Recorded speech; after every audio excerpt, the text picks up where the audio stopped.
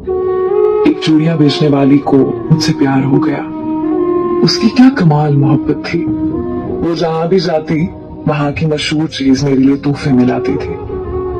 वो मेरी खातिर मेरे शहर में 4 साल तक रही। रोजाना मेरी मिन्नतें करती और रोती रहती थी। कहती होती थी कि मेरे नाल शादी कर ले। मेरे लगातार इनकार पर वो वापस अपने आबाई गांव झंग चली गई। कुछ अरसे बाद मैं अपने दोस्तों के साथ बाहु सुल्तान के मजार पर गया। मैं उधर मजार के बाहर खड़ा था कि पीछे से किसी ने मेरा बाजू पकड़ा। देखा तो वही चूड़ियां बेचने वाली थी।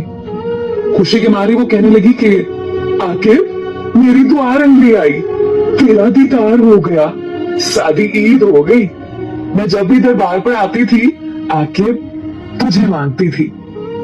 अब तेरे लिए बैठी हूं, शादी नहीं की। फिर उसकी आंखों में आंसू आ गए। कहने लगी भीख मांगना, चूड़ियां बेचना मेरा कसूर तो नहीं है ना। ये तो मेरी किस्मत का, मेरे नसीब का कसूर है। तो सजा मुझे क्यों मिल रही है। वो सबके सामने मेरे गले लग के रोने लगी। कहने लगी कि एक दफा मेरे साथ मेरे घर चलो।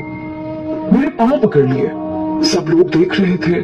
मेरी बहुत बेइज्जती हुई। लोगों का मजमा लग गया। दोस्तों ने बोला कि चलो एक दफा हो आते हैं। मैंने हाँ कर दी।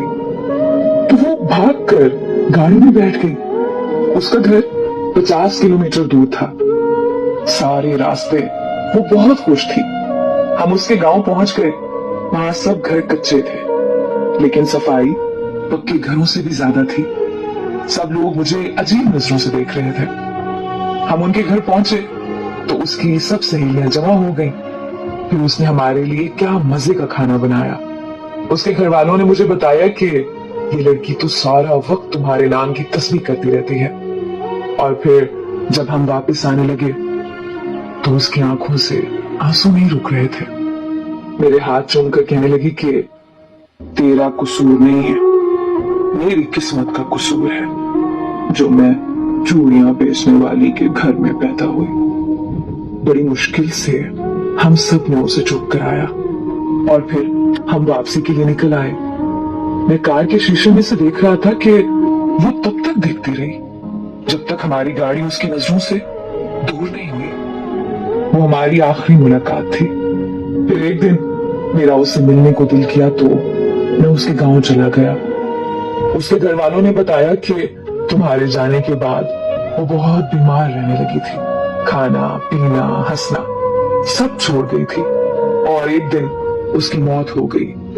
मुझे उससे मोहब्बत तो नहीं थी, पर मैं आज भी उसे रोज याद करता हूँ और हर साल ईद के दिन उसकी कब्र पर जाता हूँ। तेरे बाद नजर नहीं आती मुझे कोई मंजिल। किसी और का होना मेरे बस की बात नहीं।